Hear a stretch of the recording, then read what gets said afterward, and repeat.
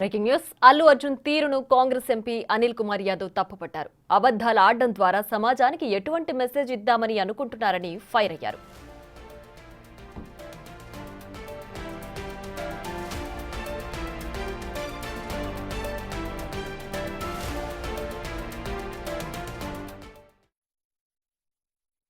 ఒకవైపు ఒక హ్యుమానిటేరియన్ గ్రౌండ్లో ఎవరైనా కూడా ఇక్కడ ఉన్న మనం అందరం కూడా ఒక్కసారి ఆలోచించాల్సిన ఏంటంటే నిజంగా కూడా ఆ రేవతమ్మ మన సొంత సిస్టర్ అయితే, మన సొంత అక్క అయితే మన బిహేవియర్ ఎలా ఉంటుంది, మన మైండ్ సెట్ ఎలా ఉంటుందో ఒకసారి అందరూ కూడా ఆలోచించాల్సిన అవసరం ఉంది.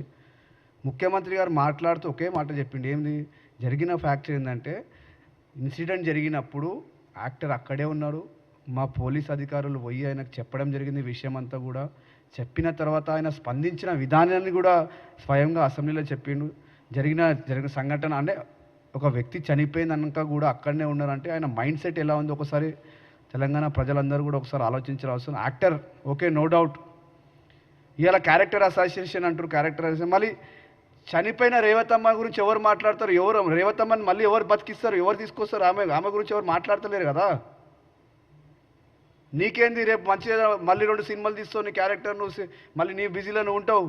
ఇలా మీరు క్యారెక్టర్ అంటున్నారు కదా, మీ క్యారెక్టర్ మీరు యాజ్ ఎ యాక్టర్గా మీరు సమాజానికి ఏ మెసేజ్ ఇవ్వాలనుకుంటున్నారు? ఇవాళ ఫిలిం అందరు చాలామంది, నేను ఫిలిం గురించి కూడా చాలామంది చర్చిస్తున్నారు. ఫిలింలో పుష్పాలో ఏముంది? స్మగ్లింగ్ ఉంది.